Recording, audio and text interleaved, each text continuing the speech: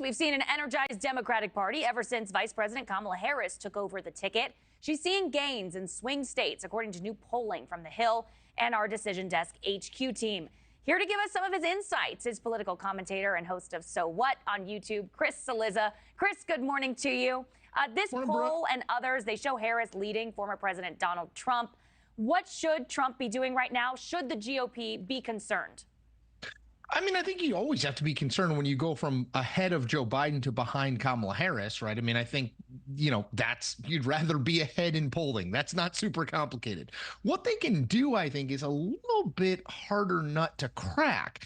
One thing that Donald Trump has struggled with is he has not really found an attack on Kamala Harris that cuts through at this point, right? He really had his sort of beats down on Joe Biden, too old, not competent, hasn't done what he should on the economy and immigration. He hasn't found those things that work for Kamala Harris. He's tried out lots of things, from saying she's not really black, which is totally ridiculous, to saying she's crazy, to now saying she's a San Francisco liberal who will ruin the country.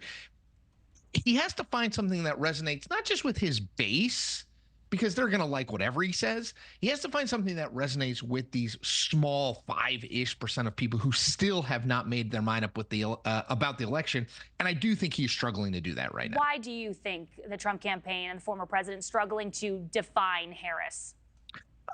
Well, part of it is I think he really did have a game plan against Joe Biden and expected to run against Joe Biden. I mean, yes, the Trump campaign wanted to debate on June 27th because they thought the debate would show that Joe Biden was old and not sort of as with it as voters were going to want. But I don't think they thought that it would drive Joe Biden from the race. There is no question they were much better off with Joe Biden as the nominee. He was much easier to beat than Kamala Harris. I just think, look, we're dealing with a really truncated campaign. We've not seen this before, right? She's been the nominee. I'm looking at my calendar. She's been the nominee for a month, right? And I think that makes it hard. You have to sort of transition in midstream and figure out what to do. The attack on Biden was easy. A majority of the country, including lots and lots of Democrats, thought he was too old and had concerns about his competency. There's much less of an obvious attack against Kamala Harris. There's not one glaring thing that stands out that people are very concerned about when it comes to her. And I know some Trump allies have also been saying, hey, stick to the policies, get away from the personal attacks, because to your point, they don't seem to be landing. The Harris and the Trump campaigns this morning also at odds about that ABC debate that's supposed to happen next month. Right now, the two are battling over whether or not the microphone should be muted on the stage. What do you make of this back and forth, the debate over the debate here? Some of it, I think, is very typical, right? The debate over the debate rules is something that happens every 4 years in every campaign.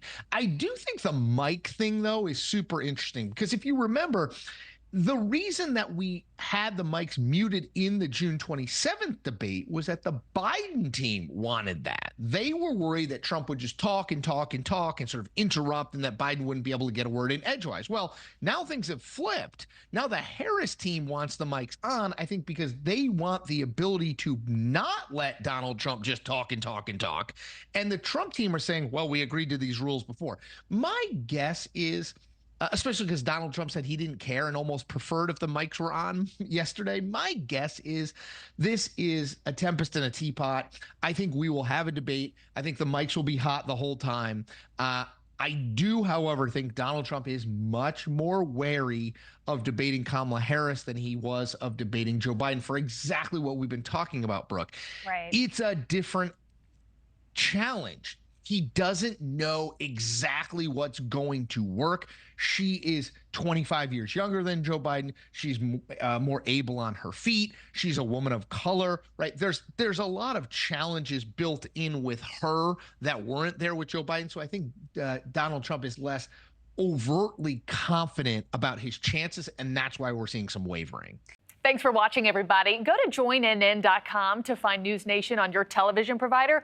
Also, don't forget to click that red subscribe button below to get more of NewsNation's fact-driven, unbiased coverage.